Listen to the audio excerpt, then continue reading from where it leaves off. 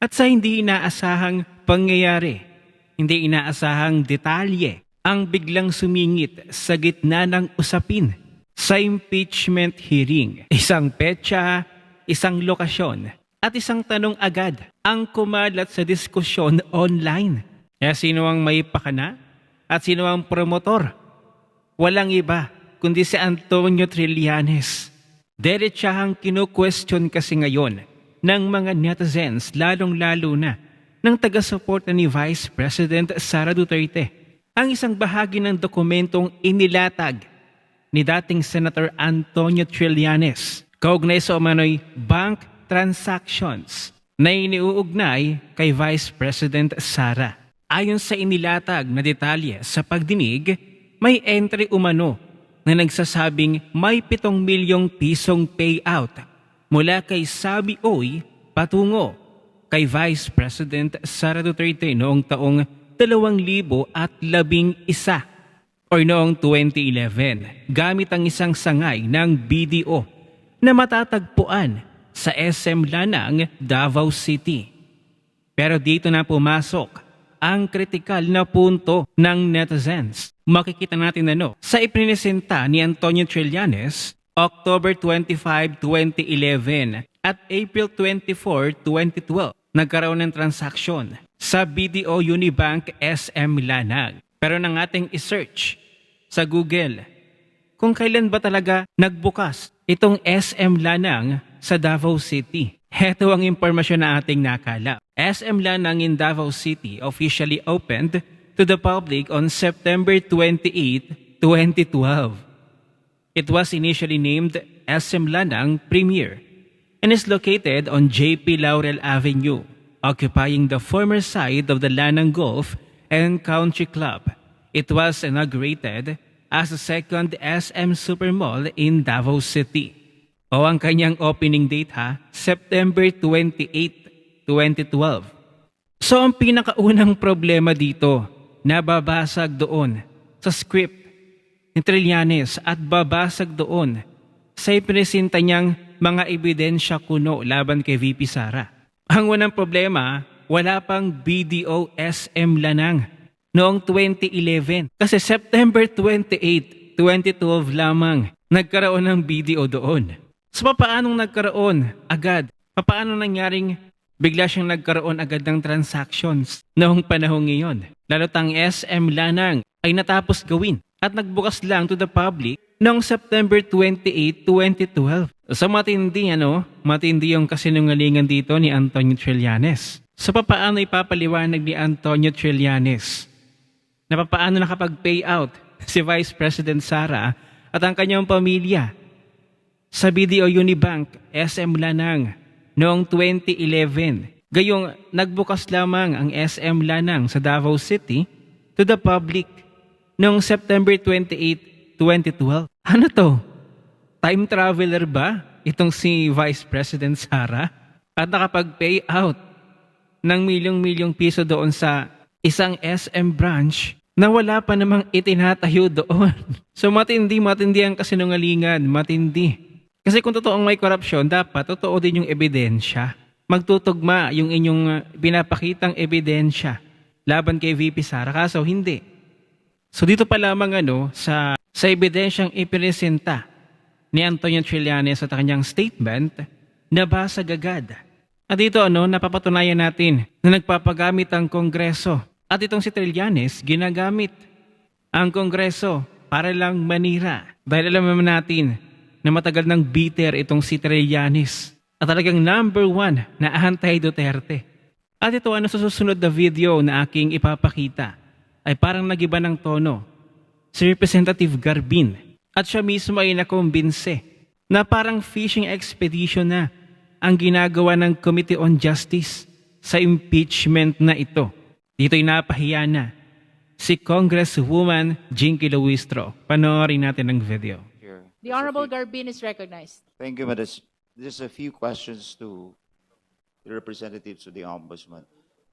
Kayo ho'y nagpresenta ng SALN and what was presented by your office. Yes. Those SALNs under your custody and the entries, the official entries in those SALN. Tama po ba? Hmm. Yes, Your Honor. But that entries does not say whether there is a misdeclaration, untruthful declaration, or willful non-disclosure that will lead to unexplained wealth. Tama po ba? Your Honor, binasa ko lang po kung ano yung, at kinonfirm ko lang po kung ano yung nakalagay sa SALN. Hmm. Honorable Garbin, I'm afraid, but we are not allowed to raise questions which will go beyond what appears in the SALN. That's why, Madam Chair, I just need confirmation whether that Yes. presentation Issues concerning yields to misdeclaration. yields in support to the complainants. First of all, Madam Chair, wala yung complainant dito eh. I understand, but please limit your questions to And that's why I the want to ask contents of the sana yung affidavit. complainant Contents of the as SALN. to his allegation because Mhm. it was pointed out that the SALN was only part of a broader allegations of unexplained wealth.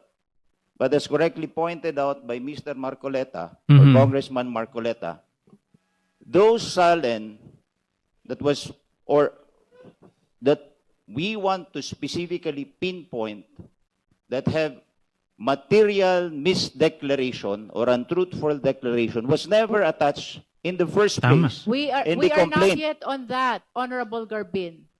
We are were only on the we were existence of the through, SALNs. we were Ayan na. already through on that. We already approved, voted on the ultimate facts and the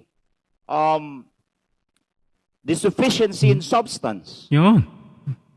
Diba? And the annexes provided in the complaint, Madam Chair. Mhm. So what we have here is an improvement of the Evidence. complaint, of the complainant's evidence. Mhm. Tayo yung nagpo-produce ng Tama. ebidensya eh, Mhm. which is not supposed to be the case. Iyo. With all due respect, Honorable Garbin, the issuance of the subpoena is not for the purpose of adding, supplementing, or correcting whatever Naku. appears in the complaint. The purpose of the issuance of subpoena is to test Na- whether the complaint is sufficient already for the existence of Test na probable naman. cause. To aid the justice members in judging whether or not probable cause exists on the basis of the allegations in the complaint, including the attached documents. Diba? Nayari kayo ngayon ni Representative Garbin. Obviously naman, basically, ang palusot talaga dito ni Luistro na parang magiging side effect lang yung sila yung nagpo-produce ng ebidensya. Ang habol talaga nila, kuno ay to determine probable cause. And if more evidence appear in their mini trial, then not our problem daw. Pero ito lang isa ko sa naisip pa, yung nakikita kong senaryo dito ay sinasadya ni Luistro ito na magsagawa ng fishing expedition. Dahil alam niya mula umpisa ay irereklamo sila sa Supreme Court dahil sa maling proseso na magreresulta sa pagsagot ng Supreme Court na ang proseso ay unconstitutional. So dito papasok ang isa pang impeachment na siguro isasagawa na naman nila next year, kung saan gagamitin nila itong mga nakuha nilang walang kwentang ebidensya. Sigurado yun, sila pa naman ay mahilig gumawa, mahilig magmanipula, mahilig mag-fabricate. At talagang gagawa sila ng paraan. Dahil nga kapag naging unconstitutional ito ngayong taon, next year sila babawi. Dahil last chance na nila yon na mapatalsik si VP Sara sa kanyang pwesto.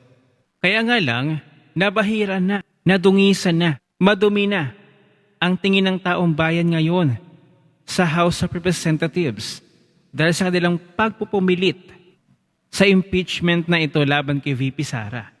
At sa pinapakita ngayon na proseso ng Committee on Justice sa impeachment na ito, na parang nagiging impeachment court na talaga sila, na parang dinadaig pa nila ang Senado, sigurado mataas ang tsansa na maging unconstitutional ang impeachment na ito at ipatigil na ito. Ano ang masasabi ninyo sa ating natuklasang kasinungalingan ni Antonio Trillanes?